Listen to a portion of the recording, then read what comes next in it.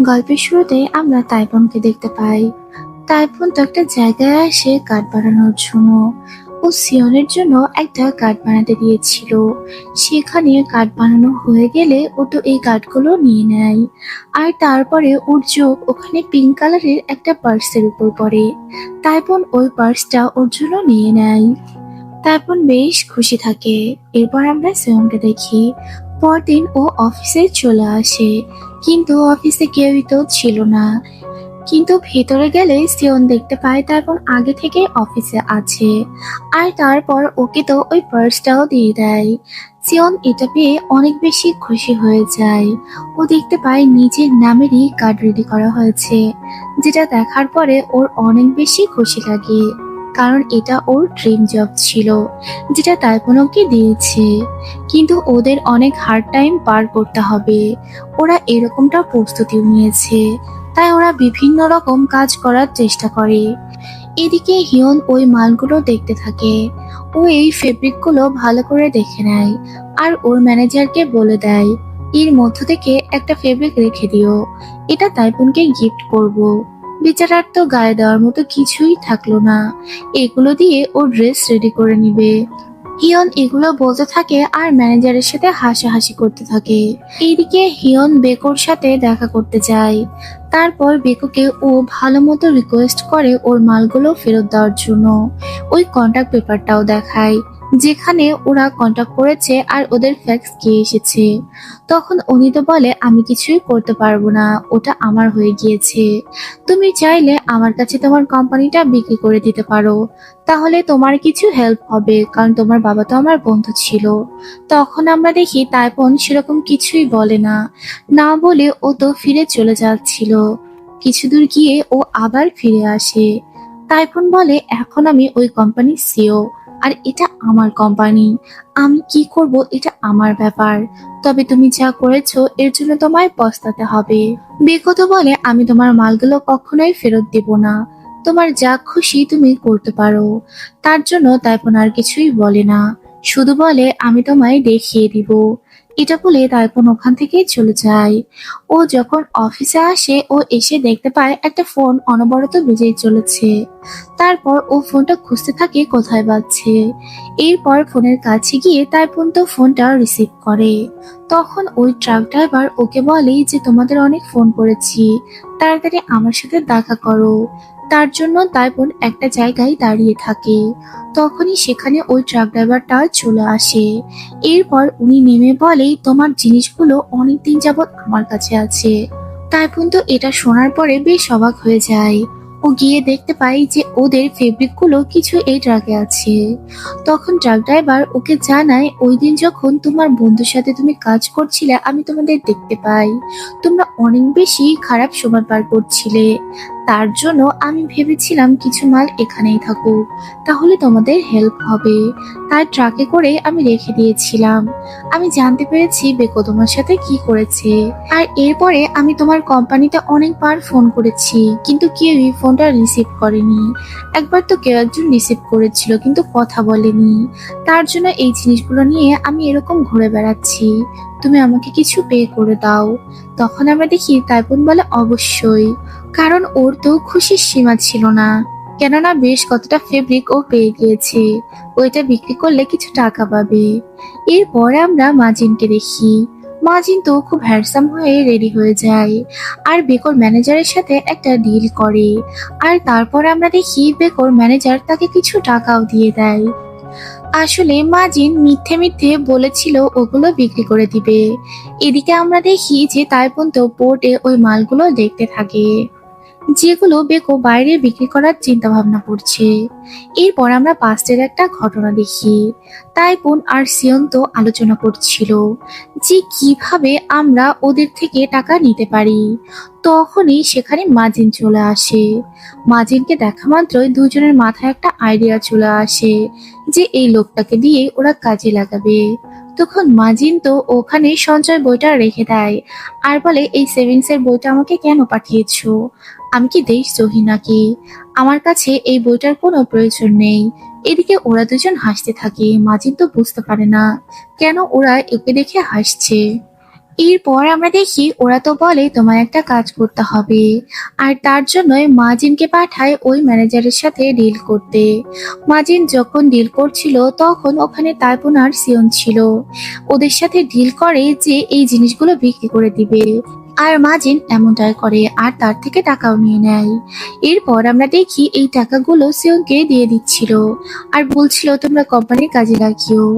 তখন আমরা দেখি যে তাইপুন ওই সঞ্চয় বইটা আবার ওনাকে দিয়ে দেয়, কিন্তু উনি এবারও বইটা নেয় না।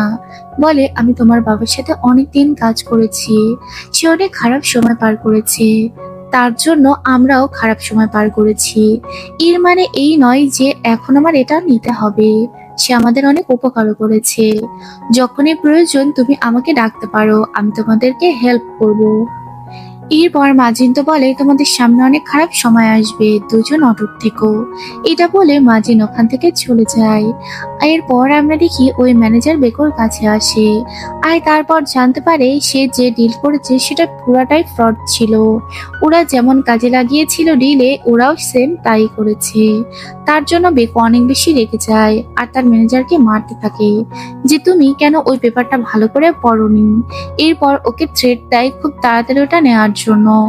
এরপর একটা মেয়ে এসে বলে যে সিও তাইপুন এসেছে। এই কথাটা শুনে সবাই বেশ অবাক হয় যে ও আবার কবে সিও হলো। বাইরে এসে দেখে তাইপুন আর সিয়ন দাঁড়িয়ে আছে। তখন ওরা দল বেঁধে বাইরে নেমে আসে। এরপর বেকো বলে যে তুমি যে কাজটা করেছো মোটেও ঠিক করোনি। তখন তাইপুন বলে দেখো, এই মালগুলোর জন্যই তোমরা অস্থির হয়ে গিয়েছো, এটাই বিক্রি করতে চেয়েছিলাম, কিন্তু তোমরা যে কাজ করেছো আমিও সেম কাজটাই তোমাদের সাথে করে দিলাম। তুমি যদি এগুলো নিতে চাও তাহলে এই ডিলটা করতে পারো। তখন আমরা দেখি বেকর একটু একটু ইচ্ছে থাকে এই মালগুলো নেওয়ার জন্য, কিন্তু হিয়ন বলে তুমি আবারও ওদের এই ফাঁদে পা দিও না। তখন বেকো বলে তুমি থামো। আর তাইপন তো ওদেরকে দেখে হাসতে থাকে যে ওরা যেমনটা করেছে তাইপনও সেম অমনি করেছে। এরকম হাসতেই থাকে। সিয়ন তখন ওর হাত ধরে ওখান থেকে নিয়ে যায়।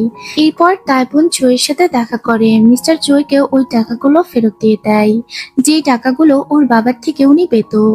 আসলে মিস্টার চোয়ের অবস্থাও খুব একটা ভালো ছিল না, উনিও খুব খারাপ সময় পার করছিল। এরপর উনি তো তাইপুনকে কিছু খাবার খেতে দেয় আর বলে শোনো, সব খাবার কিন্তু খেয়ে ফেলো না, আমার জন্য কিছু রেখে দিও। আর তোমাকে অনেক ধন্যবাদ টাকাগুলো দেওয়ার জন্য, কারণ আমি নিজেও অনেক খারাপ সময়ের মধ্যে পার করছি, তাই এমনটা আমার করতে হয়েছিল। এরপর তারপর একটা বিজনেস ট্যুরের প্ল্যান করে, সাথে ও সিয়নকেও নিয়ে যাবে। সিয়ন বলে আমরা কোথায় যাচ্ছি। তাইপুন বলে আমাদের একটা জায়গা থেকে ইনভাইটেশন এসেছে, আমরা ওখানেই যাব। সিয়ন বলে সত্যি ইনভাইটেশন এসেছে নাকি? ও বলে হ্যাঁ, আমাদের একটা জায়গা থেকে ডাকা হয়েছে, আমরা ওখানেই যাব। আর এখানে তাইপুন অনেক বেশি হ্যাপি থাকে। এরপর ওরা দুজন তো ট্যুরে চলে যায়। তাইপুন আর সিয়ন তো বাইরে এসে সবকিছু দেখতে থাকে। তখন সিয়ন বলে তুমি সত্যি করে বলো, আমাদের সত্যি কি ইনভাইট করেছে নাকি? তাইপুন বলে আরে না করলে কি সমস্যা, আমরা এমনিতেই করতে যাব। তখন আমরা দেখি দূর থেকে একজন ওদেরকে ডাকতে থাকে। উনি ছিল মিস জারান, যে ছিল ওর বাবার বন্ধু। তখন মিস জারান বলে তুমি একদম তোমার বাবার মতো দেখতে হয়েছো, আর তোমার বাবার মতোই দেখতে লাগছে। আর এরপর বলে তুমি এত ব্যাকডেটেড কেন? এটা বলে ওর মাফলারটা খুলে ফেলে। আর তারপর সিয়নকে জিজ্ঞেস করে তুমি কে। এরপর সিয়ন তো সবকিছু বলে দেয়। এরপর আমরা দেখি মিস জারান ওদের সাথে করে একটা জায়গায় আসে। সেখানে তো ওনার ডলারগুলো গোনা হচ্ছিল, যেটা দেখার পরে ওরা দুজনই ভীষণ অবাক হয়ে তাকিয়ে থাকে যে ওনার কাছে কত টাকা, আর ওরা তো এখন পুরোপুরি ব্যাংকরাপ্ট। তখন মিস জারান বলে আমি একটা জায়গায় যাচ্ছি, আমার কিছু ডলার এক্সচেঞ্জ করতে হবে। তখন সিয়ন বলে আমিও সাথে যেতে চাই। আর তখন উনি বলে ঠিক আছে, তুমি আমার সাথে আসতে পারো। তাইপুন বলে তোমরা দুজন একসাথে যাও, আমি একটু মার্কেটগুলো ঘুরে দেখি। এরপর ওরা তো চলে যায়। সিয়নও ওদের সাথেই থাকে। এদিকে তাইপুন তো মার্কেটগুলো ভালো করে ঘুরে ঘুরে দেখতে থাকে। আসলে এটা একটা বাণিজ্যিক এলাকা ছিল, এখান থেকে সবাই প্রোডাক্ট নিয়ে যেত। এরপর মিস জারান একটা জায়গায় টাকা এক্সচেঞ্জ করে। তখনই আমরা দেখি ওরা তো হিসাব করছিল কত টাকা পাবে। সিয়ন ক্যালকুলেটর ছাড়াই সবকিছু বলে দেয় যে এই ডলারে এই টাকা পাবে, যা শুনে মিস জারান বেশ অবাক হয় যে মেয়েটা কত ট্যালেন্ট। এদিকে তাইপুন শু পার্ক নামের একটা শপের সামনে গিয়ে দাঁড়ায়। সেখানে অনেক শু ছিল আর একটা লোক বই পড়ছিল। তখন তাইপুন ওনাকে জিজ্ঞেস করে, এই শুগুলোর মালিককে আপনি নাকি? এই শপের ওনারকে? তখন উনি বলে, হ্যাঁ, এই শপের ওনার আমি। তারপর তাইপুনকে উনি এই শুগুলো দেখাতে থাকে যে এগুলো কত মজবুত। একটা লোহার উপরে বাড়ি দিয়ে দেখায়, দেখো এটা কত মজবুত যে একটা ছিদ্রও হচ্ছে না। যা দেখি তাইপুন অনেক বেশি ইমপ্রেস হয়ে যায় আর ও নিজেও ট্রাই করতে থাকে। এরপর তাইপুন বলে, আমার এগুলো অনেক ভালো লেগেছে, আমি এই কারখানাটায় যেতে চাই। তখন উনি বলে, ঠিক আছে, আমি তোমার সাথে করে নিয়ে যাব। এরপর লোকটা তো তাইপুনকে তাদের কারখানায় নিয়ে যায়। সেখানে অনেক রকম সুদ ছিল আর এখানে সেগুলোর দামও অনেক বেশি কম ছিল, যেটা দেখে তাইপুনের অনেক বেশি ভালো লাগে। ও তো এখানে বেশ অবাক হয়ে যায় আর ওর মাথায় একটা আইডিয়াও চলে আসে। ও ওনার সাথে একটা ডিল করে ফেলে যে এখান থেকে ও পাইকারিতে শুনবে আর তারপর এগুলো ও বিক্রি করবে। লোকটা বলে, ঠিক আছে, পাইকারিতে উনি দিতে পারবেন। এরপর তাইপুন তো ওদের সাথে এসে আলোচনা করে যে ও আজকে একটা শপে গিয়েছিল আর ও ডিল করে এসেছে। তখন আমরা দেখি সিয়ন তো এটা দেখতে থাকে আর বলে, তুমি এটা কেন করেছো? সবকিছু না জেনে শুনেই তুমি কেন ডিল করেছো? তুমি এখনই এটা ক্যান্সেল করে দিয়ে আসো। এটা বলে ওকে এটা ক্যান্সেল করতে বলে। তাইপুন এমনটা করতে রাজি হয় না। তার জন্য সিয়ন রেগে যায় আর ওকে তো একটা ধমক দিয়ে বসে, বলে যে তোমার আবার বুদ্ধি কবে হবে? তাইপুন ওর ধমক খেয়ে চুপচাপ বসে থাকে আর মিস জারান এগুলো দেখে হাসতে থাকে। সিয়ন তো রাগের সাথে ওর দিকে তাকিয়ে থাকে। এরপর আমরা নামহকে দেখি। ওর তো সেই অডিশনের কথা মনে হয় আর তারপর ও তো ওখানে ফোন করে যে ও যে অডিশন দিয়েছে সেটার রেজাল্ট কি। আসলে ওখানে ও সিলেক্ট হয়নি। তার জন্য ওর মনটা অনেক খারাপ হয়ে যায়। ও তো মায়ের রেস্টুরেন্টে এখন কাজ করতে থাকে। নামোর শখ ছিল সিঙ্গার হওয়ার, হয়তো এটা আর হবে না। এরপর আমরা মিস জানানকে দেখি। উনি তো ওদের দুজনকে নিয়ে একটা জায়গায় খাবার খেতে আসে। সেখানে সেও তাইপুন ওই জুতোর কথাই বলে আর দেখাতে থাকে, বলে যে দেখো এটা কত হার্ড, আর সবার সামনে এটা প্রমাণ করতে থাকে এটা কত মজবুত। মিস জানান তো অনেক বেশি এম্বারেস ফিল করে আর বলে, এগুলো এখানে বন্ধ করো, এখানে আমার একটা মান সম্মান আছে, সব নষ্ট হয়ে যাবে। আর তারপর ওকে ইগনোর করার জন্য সিয়নের সাথে গল্প করতে থাকে যাতে করে ওর এই বকবক শুনতে না হয়। তাইপুন এগুলো বুঝতে পারে। তাইপুন বারবার ওদের থেকে অ্যাটেনশন নেওয়ার চেষ্টা করে কিন্তু কেউই ওদের দিকে তাকায় না। এরপর আমরা দেখি তাইপুন আর সিয়ন বিচের সামনে বসে থাকে। সেখানে তো দুজনই চুপচাপ বসেছিল। তখন তাইপুন বলে, শোনো, আমি অবশ্যই ভালো কিছু একটা করব যদি তুমি আমার সাথে থাকো। তারপর আবারও ওই শুয়ের কথাই বলতে থাকে যে ও নতুন করে বিজনেস স্টার্ট করবে। সিয়নকে ওর পাশে চাই। তারপর ও বলে, খাতা কলম বের করো, আমি আমার উইশ লিখবো। সিয়ন বলে, এখন আমার কাছে কিছুই নেই। তারপরে ওর হাতটা নিয়ে নেয় তাইপুন আর ওর হাতের উপর লিখতে থাকে নিজের উইশটা, যে ও ফার্স্ট কি করতে চায়। আর তারপর দুজন ওখানে বসে মজা করতে থাকে। একটা পর্যায়ে ওরা হাঁটতে থাকে আর এরপর কথা বলতে থাকে। দুজন অনেক বেশি ভালো সময় কাটাচ্ছিল। সিয়ন তো ওকে ধন্যবাদ জানায় এখানে আনার জন্য, কারণ ওর শহর থেকে ও কখনোই বাইরে যায়নি আর এরকম ট্যুরে এসে ওর অনেক বেশি ভালো লাগছে। তাই বোনও ওকে ধন্যবাদ জানায় ওর সাথ দেওয়ার জন্য। মিস জানান ওদের দুজনকে দেখে হাসতে থাকে। ওদের দুজনকে একদম লাভ বার্ডের মতো লাগছিল, ওনার অনেক ভালো লাগছিল। উনি দূর থেকে ওদেরকে দেখতে থাকেন। এরপর আমরা দেখি বাড়িতে ফেরার আগে তাইপুন একটা শপে যায়।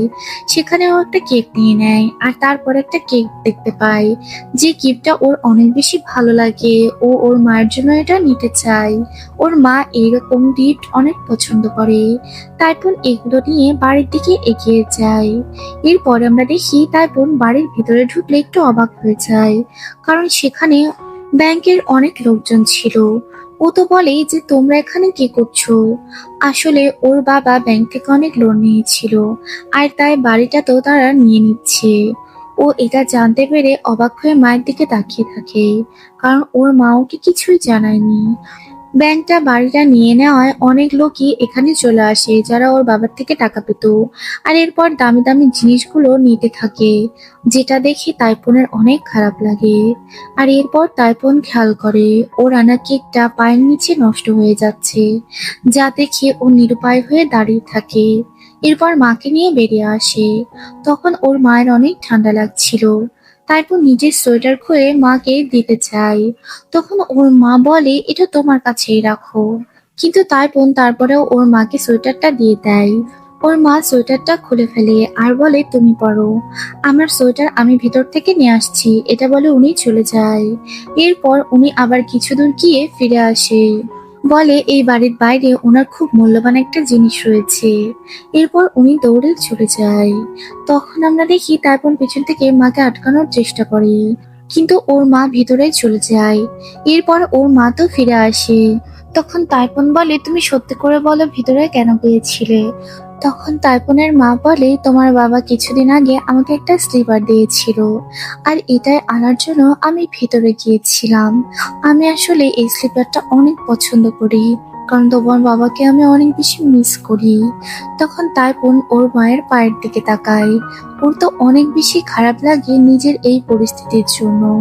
এরপর ওর মা বলে, আমরা এখন কোথায় যাব? তখন তাইপন বলে, একটা ব্যবস্থা হয়ে যাবে। এরপর তাইপন ওর মাকে নিয়ে ওখান থেকে রওনা দেয়। ওরা দুজনই ঠান্ডার মধ্যে বাইরে কোথাও একটা চলে যায়। এরপর আমরা দেখি তাইপুনের মা তো একটা বুথে ফোন করে রিলেটিভদের সাথে কন্ট্যাক্ট করার চেষ্টা করে। এখানে অনেকেই ফোন রিসিভ করে না, আবার যারা রিসিভ করে তারা অনেকেই বলে আমরা তোমাদের নিতে পারবো না।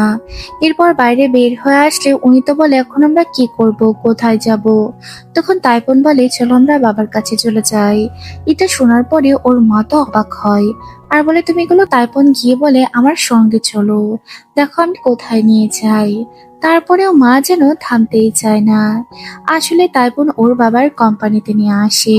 এখানে আসার পরে তাইপুন বলে, আমি তোমাকে এখানেই আনতে চেয়েছিলাম, কিন্তু তুমি তো বুঝতে পারোনি। এটা বলে তাইপুন হাসতে থাকে। তখন ওর মা আবারও রেগে যায়। এরপর তাইপুন মায়ের জন্য নুডলস রেডি করে। ওদের কাছে খাওয়ার মতো কিছুই ছিল না, তার জন্য তাইপুন এমনটা করে। ওর মা তো অনেক খুশি হয় তার ছেলে তার জন্য খাবার নিয়ে এসেছে। এরপর নুডলস খেয়ে উনি তো বলে, তুমি খুব ভালো নুডলস রান্না করেছো। তখন তাইপুন বলে, আমি আরো অনেক কিছুই রান্না করতে পারি, তোমাকে একটা সময় খাওয়াবো দেখো। তারপর দুজন মিলে খাবার খেতে থাকে। এরপর ওর বাবার অফিসে ওর মা গিয়ে শুয়ে পড়ে। এরপর তাইপুন ওর মায়ের গায়ের উপরে আরো গরম কাপড় দিয়ে দেয় যাতে করে ওনার ঠান্ডা কম লাগে। এরপর মায়ের জন্য আনা গিফটটা দেখায়, যেটা দেখে ওর মা অনেক বেশি খুশি হয়ে যায় যে তার ছেলে তার জন্য একটা গিফটও নিয়ে এসেছিল। কিন্তু তাদের পরিস্থিতি আসলে অনেক খারাপ, তাই একটা সুইটেবল প্লেস এটা দিতে পারেনি। তাই তাইপুনের মনটা অনেক খারাপ ছিল। তখন মা বলে, সব ঠিক হয়ে যাবে। এটা বলতে বলতে উনি কাঁদতে কাঁদতে ঘুমিয়ে পড়ে। তারপর মায়ের এরকম অবস্থা দেখে ওর অনেক বেশি কষ্ট লাগে যে কেমন কয়দিন আগে ওরা ভালো ছিল, আর আজকে কি হয়ে গেল ওদের সাথে। এগুলো ভেবে ও কান্না করতে থাকে আর ওই গিফটটার দিকেই তাকিয়ে থাকে। তারপরের মধ্যে একটা জেদ কাজ করে যে ভালো কিছু ওকে করতেই হবে, মাকে ভালো রাখতেই হবে। এদিকে আমরা বেকোকে দেখি।